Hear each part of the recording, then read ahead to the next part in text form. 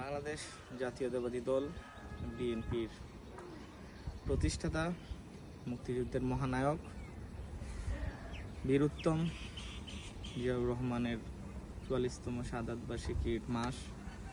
আমরা ওনার আল্লাহর কাছে এতটুকুই দোয়া করি যাতে ওনাকে জান্নাতুল ফেরদৌস দান করুক।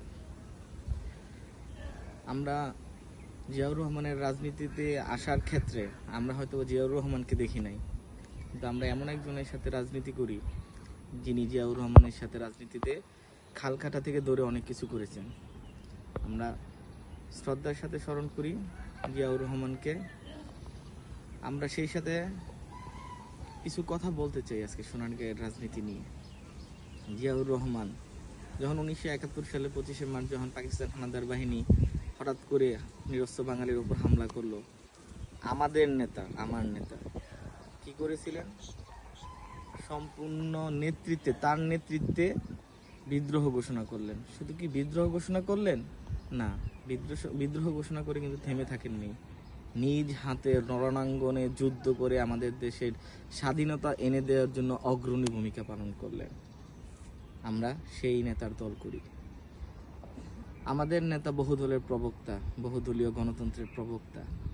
উনি বহু দল, বহু মত, বহু মতামতে বিশ্বাসী ছিলেন। কিন্তু আজকে দুঃখের সহিত কিছু কথা বলতে হয়।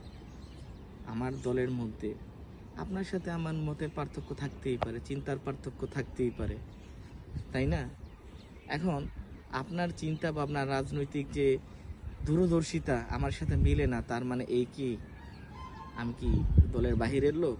একটা কথা প্রচলন আছে এখন বর্তমানে, তুমি আমার লোক না। তাহলে ভাই আমি যদি আপনার লোক না হই, সেই ক্ষেত্রে আমি কি ভাই? আপনি কে? আপনি কি দলের লোক নাকি দলের বাহিরের লোক? আমি কি রোহিঙ্গা? রোহিঙ্গা না। আপনার সাথে মতের পার্থক্য থাকতেই পারে, তার জন্য আপনি আমাকে বলতে পারেন না সে তো আমার লোক না। আমি যদি আপনার লোক না হই, আপনিও বিএনপির লোক না। ওই জিনিসটা মাথায় রাখতে হবে আপনাকে। আর একটা বিষয়, বর্তমানে তারেক রহমান, দেশনেত্রী বেগম খালেদা জিয়া যেভাবে ওনারা চিন্তা ভাবনা করতেছেন, তাদের যে মিশন এবং ভিশন নিয়ে কাজ করতেছেন, আমার তাদের কাছে একটাই প্রত্যাশা থাকবে, জিয়াউর রহমান যেমন বাংলাদেশের আনাচে কানাচে থেকে যোগ্য ব্যক্তিদের এনে যোগ্য স্থানে বসাইছে, আপনারাও আমাদের যা যোগ্য লোকগুলো আছে, তারুণ্য নির্ভর লোকগুলো আছে, শিক্ষিত লোকগুলো আছে, সৎ ব্যক্তি আছে, সামনের আগামী দিনের নেতৃত্বে তাদেরকে নিয়ে আসবেন।